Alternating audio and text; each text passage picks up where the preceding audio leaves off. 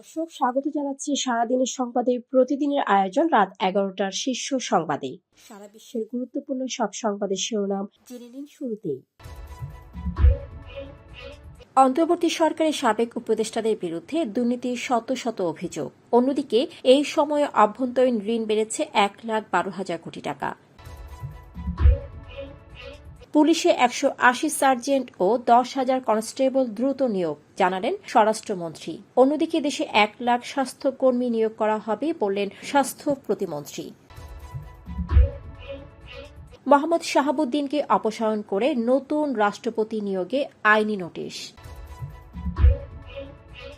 সাবেক ভূমিমন্ত্রী জাবেদের যুক্তরাজ্যের 518 flat apartment জব্দের আদেশ। অন্যদিকে টিউলিপকে গ্রেপ্তারে ইন্টারপোলের মাধ্যমে রেড নোটিশ জারির আদেশ। 5 মামলায় জামিন পেলেন সাবেক মেয়র আইভি। এদিকে আওয়ামী লীগের সাবেক এমপি বদিও পেলেন জামিন। অন্যদিকে মানবতাবিরোধী অপরাধে খালাস পেলেন আমৃত্যু কারাদণ্ড পাওয়া খান আকরাম। সরে দাঁড়াল ফিলিস্তিন, জাতিসংঘ অধিবেশনের সভাপতি প্রার্থী বাংলাদেশ।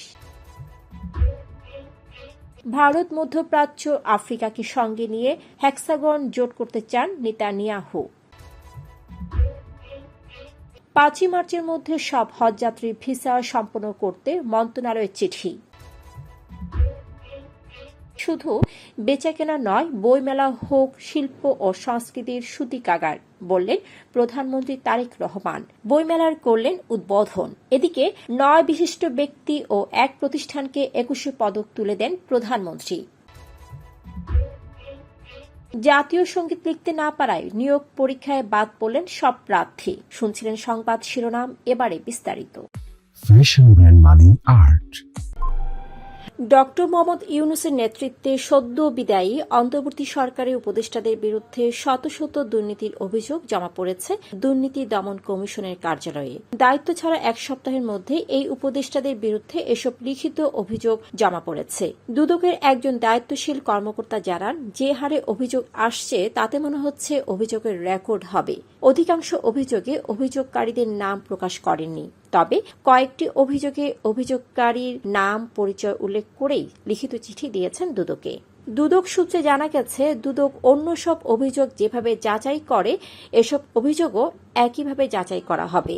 এদিকে ট্রান্সপারেন্সি ইন্টারন্যাশনাল বাংলাদেশের নির্বাহী পরিচালক ডক্টর ইফতেখারুজ্জামান বলেছেন, কেউ আইনের ঊর্ধ্বে নয়।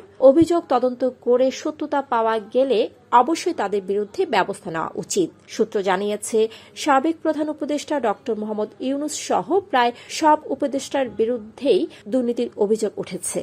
সাবেক প্রধান উপদেষ্টার বিরুদ্ধে একাধিক অভিযোগ জমা হয়েছে। এসব অভিযোগের মধ্যে উল্লেখযোগ্য হল গ্রামীণ টেলিকমের কর্মচারীদের। গ্রামীণ ব্যাংকের কয়েকজন কর্মকর্তা ডক্টর ইউনূস কিভাবে নিজের নামে একটি ট্রাস্ট করে গ্রামীণ কল্যাণ এবং গ্রামীণ টেলিকমের অর্থ আত্মসাৎ করছেন তার বিবরণ তুলে ধরেছেন। এই অভিযোগে বলা হয়েছে, আয়কর ফাঁকি এবং অর্থ আত্মসাতের জন্য ডক্টর ইউনূস তার নিজের নামে একটি ট্রাস্ট গঠন করেছেন। অন্যদিকে অন্তর্বর্তী সরকারের 14 মাসে সরকারের অভ্যন্তরীণ ঋণ বেড়েছে 1,22,550 কোটি 60 লাখ টাকা। 2025 সালের অক্টোবর পর্যন্ত মোট অভ্যন্তরীণ ঋণের পরিমাণ দাঁড়িয়েছে 10,36,551 কোটি টাকা। 2024 সালের জুলাইয়ে এ পরিমাণ ছিল 9,24,000 কোটি টাকা। ওই সময় আওয়ামী লীগ সরকার ক্ষমতায় ছিল। এই সময়ে ঋণ বেড়েছে 12.2%। 2024 সালের অক্টোবরের তুলনায় ঋণ বেড়েছে প্রায় 10%। তখন মোট ঋণের পরিমাণ ছিল 9,41,581 কোটি 70 লাখ টাকা। মোট ঋণের বড় অংশ এসেছে ব্যাংক খাত থেকে। পুলিশে নতুন করে 180 জন সার্জেন্ট নিয়োগে প্রয়োজনীয় ব্যবস্থা নেওয়ার নির্দেশ দেওয়া হয়েছে বলে জানিয়েছেন স্বরাষ্ট্রমন্ত্রী সালাউদ্দিন আহমেদ।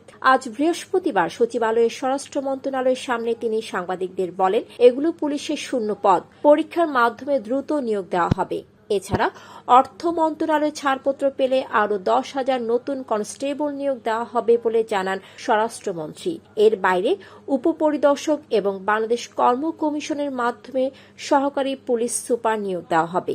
এ বিষয়ে পরে বিস্তারিত জানানো হবে বলে জানান মন্ত্রী।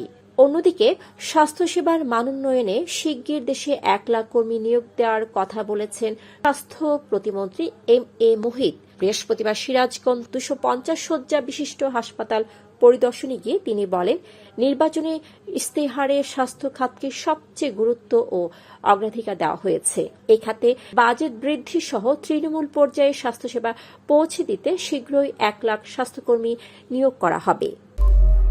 রাষ্ট্রপতি শাহাবুদ্দিনের সাম্প্রতিক বক্তব্য জুলাই মাসকে অসম্মান করেছে, যা তার সাংবিধানিক দায়িত্ব ও শপথের পরিপন্থী উল্লেখ করে তাকে অপসারণ করে সংবিধান অনুযায়ী নতুন রাষ্ট্রপতি নিয়োগে আইনি নোটিশ পাঠানো হয়েছে। বৃহস্পতিবার সুপ্রিম কোর্টের আইনজীবী ব্যারিস্টার শাহরিয়ার আইনি নোটিশটি পাঠান। নোটিশটি সংসদ সচিবালয় ও আইন সচিবের কাছে প্রেরণ করা হয়েছে। আইনি নোটিশে বলা হয়, জুলাইকে অসম্মান করে সাম্প্রতিক বক্তব্য দেয়ায় শপথ ভেঙেছেন রাষ্ট্রপতি মোহাম্মদ শাহাবুদ্দিন, আর তাই তাকে অপসারণ করে নতুন রাষ্ট্রপতি নিয়োগ দিয়ে ত্রয়োদশ সংসদের প্রথম অধিবেশনে উদ্বোধন করাতে সংসদ সচিবালয় ও আইন সচিবকে আইনি নোটিশ পাঠিয়েছেন আইনজীবী ব্যারিস্টার শাহরিয়ার। সাবেক ভূমিমন্ত্রী সাইফুজ্জামান চৌধুরীর নামে যুক্তরাজ্যে থাকা অ্যাপার্টমেন্ট, ফ্ল্যাট এবং 1.23 মিলিয়ন পাউন্ড মূল্যের অন্যান্য সম্পত্তি জব্দের আদেশ দিয়েছেন ঢাকার একটি আদালত। বৃহস্পতিবার ঢাকা মহানগর জ্যেষ্ঠ বিশেষ জজ আদালতের বিচারক মোহাম্মদ সাব্বির ফয়েজ দুদকের আবেদনের পরিপ্রেক্ষিতে এ আদেশ দেন। আবেদন সূত্রে জানা যায়, সাইফুজ্জামান চৌধুরী এবং তার সংশ্লিষ্ট ব্যক্তি ও প্রতিষ্ঠানের নামে যুক্তরাজ্যের লন্ডন সহ বিভিন্ন এলাকায় বিপুল পরিমাণ সম্পদ রয়েছে।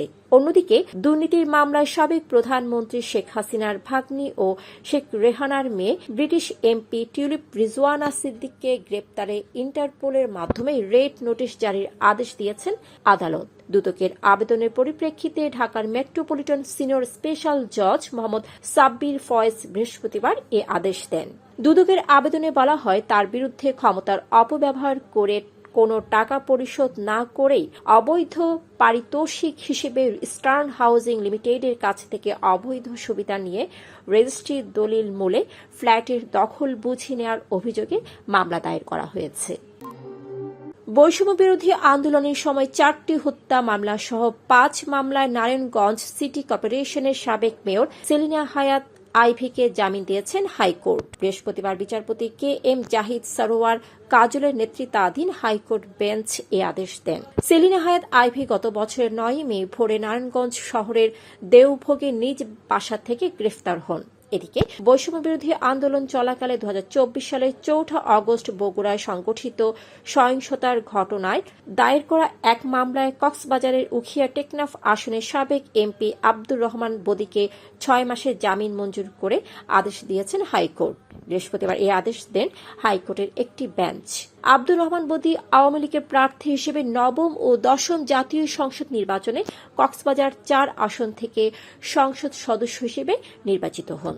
অন্যদিকে 71 সংঘটিত মানবতা বিরোধী অপরাধের মামলায় আমৃত্যু কারাদণ্ড পাওয়া খান আকরাম হোসেনকে খালাস দিয়েছেন সুপ্রিম কোর্টের আপিল বিভাগ। খালাস চেয়ে তার করা আপিল মঞ্জুর করে বৃহস্পতিবার আপিল বিভাগ এই রায় ঘোষণা করেছেন। 2015 সালের 11 আগস্ট আন্তর্জাতিক অপরাধ ট্রাইব্যুনাল বাগেরহাটের খান আকরামকে আমৃত্যু কারাদণ্ড দেন।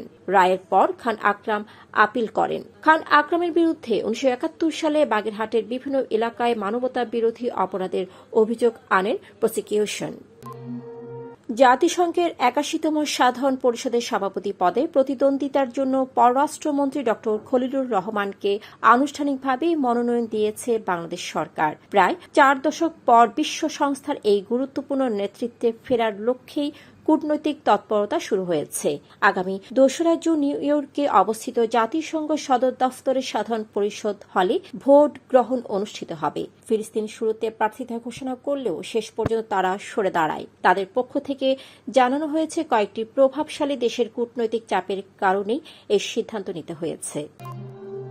ভারত এবং মধ্যপ্রাচ্য, আফ্রিকা ও ভূমধ্যসাগরীয় অঞ্চলের মিত্রদের সঙ্গে আঞ্চলিক নিরাপত্তা জোট হেক্সাগন গঠন করতে চান ইসরায়েলের প্রধানমন্ত্রী বেঞ্জামিন নেতানিয়াহু। এই জোটে ভারতকে গুরুত্বপূর্ণ সদস্য হিসেবে চান তিনি। ইসরায়েলের প্রধানমন্ত্রীর ঘনিষ্ঠ কর্মকর্তাদের বরাত দিয়ে এক প্রতিবেদনে এই তথ্য জানিয়েছে কাতার ভিত্তিক সংবাদ মাধ্যম আল জাজিরা। 2 দিনের রাষ্ট্রীয় সফরে বর্তমানে ইসরায়েলে অবস্থান করছেন ভারতের প্রধানমন্ত্রী নরেন্দ্র মোদী। এই সফরেই হেক্সাগন জোট গঠনের ব্যাপারে মোদী নেতানিয়াহুর গুরুত্বপূর্ণ আলোচনা হবে বলে প্রত্যাশা করা হচ্ছে। আগামী 5 মার্চের মধ্যে সব হজ যাত্রীর ভিসা প্রক্রিয়া সম্পন্ন করতে 30টি বড় হজ এজেন্সিকে চিঠি পাঠিয়েছে ধর্ম বিষয়ক মন্ত্রণালয়। গতকাল বুধবার মন্ত্রণালয় থেকে এই চিঠিটি পাঠানো হয়। চিঠিতে হজ যাত্রীদের স্বাস্থ্য পরীক্ষা, টিকা গ্রহণ এবং গ্রুপিং সম্পন্ন করার নির্দেশনা দেওয়া হয়েছে। বর্তমানে এই 30টি এজেন্সির অধীনে মোট 7,355 জন হজ যাত্রীর স্বাস্থ্য পরীক্ষা সম্পূর্ণ হওয়া বাকি রয়েছে। এর মধ্যে সর্বোচ্চ 1,306 জন হজ যাত্রীর স্বাস্থ্য পরীক্ষা বাকি রয়েছে বাংলাদেশ ওভারসিজ সার্ভিসের এবং সর্বনিম্ন 10 জন বাকি রয়েছে এহসান এয়ার ট্রাভেলসের। প্রধানমন্ত্রী তারেক রহমান বলেছেন, শুধু বেচাকেনা নয়, বইমেলা হয়ে উঠুক শিল্প ও সংস্কৃতির সুতি কাগার। তার মতে শুধু নির্দিষ্ট একটি মাসে নয়, সারা বছর দেশের সব জেলা ও উপজেলায় বইমেলা করা যেতে পারে। বৃহস্পতিবার অমর একুশে বইমেলার উদ্বোধনী অনুষ্ঠানে তিনি কথা বলেন। এর আগে বাংলা একাডেমি সাহিত্য পুরস্কার প্রদান করেন প্রধানমন্ত্রী। তারেক রহমান বলেন, ইন্টারনেট আমাদের বই পড়ার অভ্যাস কমিয়ে দিচ্ছে। ইন্টারনেটেও বই পড়া যায়, তবে ইন্টারনেট ব্যবহারের আসক্তি পড়াশোনার প্রতি আগ্রহ কমিয়ে দেওয়ার ঝুঁকি তৈরি করছে। এর আগে প্রধানমন্ত্রী তারেক রহমান অমর একুশে এবং আন্তর্জাতিক মাতৃভাষা দিবস উপলক্ষে জাতীয় জীবনের বিভিন্ন ক্ষেত্রে অসামান্য অবদানের স্বীকৃতিস্বরূপ আজ 9 জন বিশিষ্ট ব্যক্তি ও একটি সঙ্গীত ব্যান্ড দলকে 21 পদক 2026 প্রদান করেছেন। বৃহস্পতিবার সকালে রাজধানীর ওসমানী স্মৃতি মিলনায়তনে যথাযোগ্য মর্যাদায় আয়োজিত এক অনুষ্ঠানে প্রধানমন্ত্রী পদকপ্রাপ্তদের হাতে দেশের দ্বিতীয় সর্বোচ্চ বেসামরিক সম্মাননা 21 পদক তুলে দেন।